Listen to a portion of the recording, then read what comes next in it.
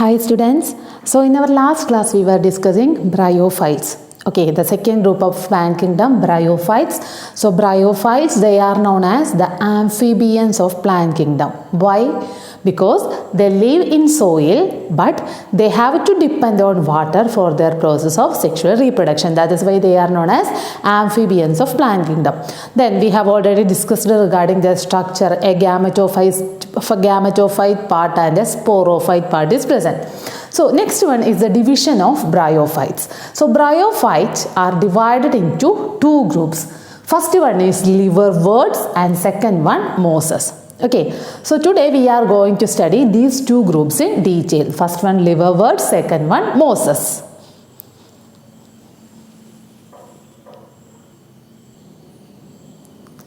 Okay, next one we are going to discuss the first group, that is liverworts. So liverworts the name liverworts, that is because when the scientists first observed this plant, okay, when they first observed this plant, so the division of the leaf-like structure of this plant, it looks like the division of liver. അതായത് നമ്മുടെ liver divide ചെയ്തിട്ടുണ്ടല്ലോ, നിങ്ങൾ പഠിച്ചിട്ടുണ്ടാവും liver lobules ഒക്കെ ആയിട്ട് divide ചെയ്തിട്ടുണ്ട്, lobules ആയിട്ട് liver divide ചെയ്തിട്ടുണ്ട്. ആ ഒരു ഡിവിഷനോട് സിമിലർ ആയിരുന്നു ഈ പ്ലാന്റ്സിൻ്റെ ലീഫ് പാർട്ട്, അവരുടെ ആ പ്ലാന്റ് പാർട്ട് ഒബ്സർവ് ചെയ്തപ്പം അതുപോലത്തെ ഒരു ഡിവിഷൻ അവിടെ കണ്ടിരുന്നു. അതുകൊണ്ടാണ് ലിവർവേർഡ്സ് എന്നുള്ളൊരു ടേം പറഞ്ഞേക്കുന്നത്. അത്ര ഇമ്പോർട്ടൻ്റ് ഒന്നുമല്ല, ജസ്റ്റ് പറഞ്ഞു എന്നാണുള്ളൂ. Okay, so this liverworts they are mainly present in moist and shady areas. So നമുക്കറിയാം അല്ലേ, പായൽ, നമ്മളീ പറയുന്ന പായലാണ് മെയിനായിട്ട് ഈ ലിവർവേർഡ്സ് ആൻഡ് മോസസിലൊക്കെ വരുന്നത്.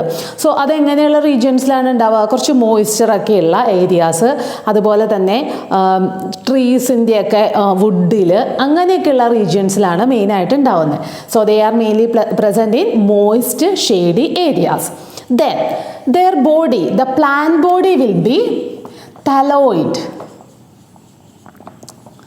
Okay, the plant body will be thalloid. So thalloid means some of you have a doubt regarding what a thallus is. Okay, നിങ്ങൾ ചിലത് ചോദിച്ചിരുന്നു താലസ് എന്ന് പറഞ്ഞാൽ എന്താണെന്ന്. അപ്പം ഞാൻ പറഞ്ഞിരുന്നു അല്ലേ, താലസ് മീൻസ് ബോഡി, അതായത് ലീഫോ റൂട്ടോ സ്റ്റെം, അങ്ങനെ ലീഫ് റൂട്ടൊന്നും ഇൻക്ലൂഡഡ് അല്ലാതെ ആ പ്ലാന്റ് ബോഡിക്കാണ് നമ്മൾ താലസ് എന്ന് പറയുന്നത്. സോ നമ്മൾ ബ്രയോഫൈറ്റ്സിൻ്റെ കേസ് പറഞ്ഞപ്പോൾ ലാസ്റ്റ് ക്ലാസ്സിൽ നമ്മൾ പറഞ്ഞിരുന്നു. Okay, that is bryophytes, they have no true root, stem or leaves. Okay, so they have no true root, stem or leaves. True root or stem or leaf ഒന്നുമില്ല. Instead, they have got root-like, stem-like and leaf-like parts. Okay, നമ്മൾ last ക്ലാസ്സിൽ പറഞ്ഞിരുന്നു അത്.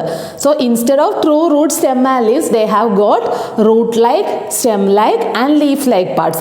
So such a body is known as thalloid body or thallus.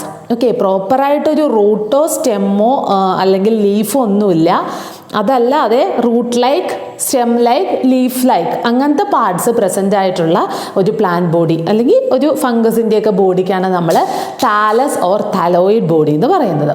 Okay, so thalloid, that is the body of liverworts will be thalloid. Thalloid means there will be no true root, stem or leaves, only root-like, stem-like or leaf-like structures will be present. Then an example for a liverwort we are discussing is Mercantia. Okay, so Mercantia, it is an example for a liverwort. So this is the structure of Mercantia. So this structure is there in your textbook in page number 34. Okay, എൻ്റെ text ബുക്കിലെ page number 34ലാണ്.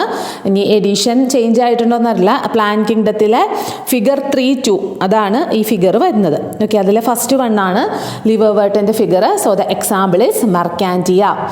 So in case of Marchantia, so you can see here. Okay, ഈ ഒരു figure നിങ്ങളുടെ ടെക്സ്റ്റിലുണ്ട് കേട്ടോ. അതേ നിങ്ങൾക്ക് നോക്കിയാൽ കാണാം. ദേ ഈ ഒരു രണ്ട് ഫിഗർ നിങ്ങൾക്ക് ക്ലിയർ ആണെന്ന് വിചാരിക്കുന്നു. ഫീമെയിലും മെയിലും രണ്ട് മെർക്കാൻറ്റിയ, രണ്ട് ലിവർവേർട്ടിൻ്റെ ഫിഗർ ഉണ്ട് നിങ്ങളുടെ ടെക്സ്റ്റിൽ. Okay, so this one is the female one and this is the male one. So in case of Mercantia, Here you can see, okay, there are certain root-like structures present. In the last class we have discussed that there will be no proper roots, but instead of that there will be certain structures. Instead of roots there will be certain root-like structures which helps this plant body to attach to the substratum. Substratum ആയിട്ട് attach ചെയ്യാൻ, സർഫസും ആയിട്ട് attach ചെയ്യാനായിട്ട് root പോലെ അവർ help ചെയ്യുന്ന കുറച്ച് parts ഉണ്ട്.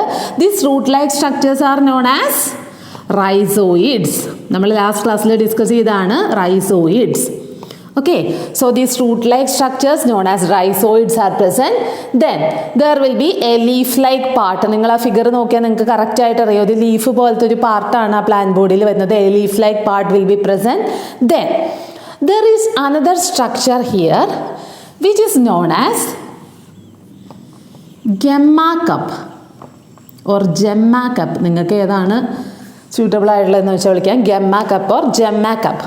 So this structure, ഈ കാണിച്ചിരിക്കുന്ന structure gemma cup, this gemma cup contain gemmae. Certain structures known as gemmae will be present in this gemma cups, and these gemmae when falls into the ground or falls into the soil, they will germinate to form the new plant. Okay, so gemma കബ്സിൻ്റെ ഉള്ളിലാണ് ഈ gemmae present ആയിട്ടുള്ളത്. Okay, gemmae asexual റീപ്രൊഡക്ഷനെ help ചെയ്യുന്ന ഒരു സ്ട്രക്ചറാണ് ഈ gemmae. So they are present inside the gemma cups. So gemmae, അത് നമ്മൾ റീപ്രൊഡക്ഷൻ പറയുമ്പോൾ കുറച്ചുകൂടി ഡീറ്റെയിൽ ആയിട്ട് പറയാം. സോ ജെമ്മെ എന്ത് ചെയ്യും? These ജെമ്മെ will detach from this plant body or detach from this gemma cups, and later they germinate to form new plant. So gemma, ഇതിൻ്റെ ഉള്ളിൽ ചെറിയ ചെറിയ സ്ട്രക്ചേഴ്സ് ഉണ്ട്. നമ്മൾ സ്പോസ് എന്നൊക്കെ പറയുന്ന പോലെ ജെമ്മ കബ്സിൻ്റെ ഉള്ളിൽ പ്രസൻ്റ് ആയിട്ടുള്ള സ്മോൾ സ്ട്രക്ചേഴ്സ് ആണ് ജെമ്മെ. So this gemmae will help in the reproduction of this liverworts. When the gemmae will detaches from this gemma cups and they falls to the soil and germinate to form a new plant. Okay, that is the function of gemmae. So first we have discussed the rhizoids. So ഇത് female ആണ് കേട്ടോ, ഇത് ഫീമെയിലും അതൊരു പാർട്ടിൽ മാത്രമാണ് നമ്മൾ difference വരുന്നുള്ളൂ, അത് പറയാം. സെക്കൻഡ് വൺ മെയിലുമാണ്, female liverwort and male liverwort in Marchantia. So rhizoids, root-like structures known as rhizoids are present. Then gemma cups are present. These gemma cups contain gemmae which falls on the ground and germinate to form a new plant body. Then മെയിനായിട്ട് ഇനി നമ്മൾ difference വരുന്നൊരു കാര്യം എന്ന് പറയുന്നത് mail reproductive part and female reproductive part. Okay, so here in female this part, okay, this part is the reproductive part, and in female this part is known as archegoniophore. This part is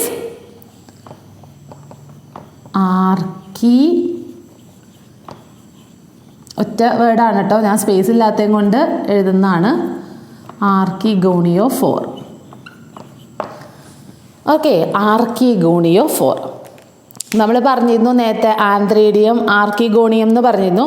അതിൻ്റെ തന്നെ ഇവിടെ നമ്മുടെ ലിവർവേർട്സിൻ്റെ കേസിൽ ഈ ഒരു female reproductive part it is known as archegoniophore. Then in male the male reproductive part is known as antheridiophore. ആന്ത്രേഡിയോഫോർ.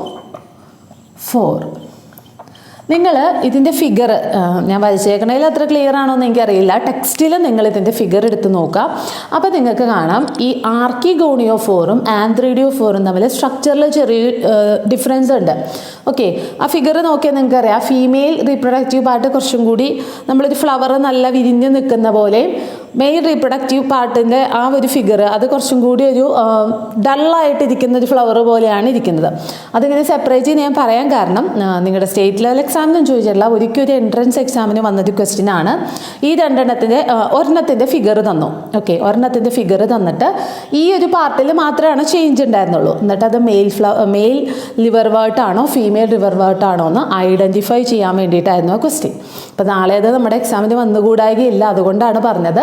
So female reproductive പാർട്ടിൽ എങ്ങനെയായിരിക്കും? ആർക്കിഗോണിയോഫോർ നിങ്ങൾ ടെക്സ്റ്റിൽ നോക്കി അറിയാം, കുറച്ചും കൂടി നല്ല വിരിഞ്ഞൊരു ഫ്ലവർ പോലെയാണ് ഇരിക്കുന്നത്.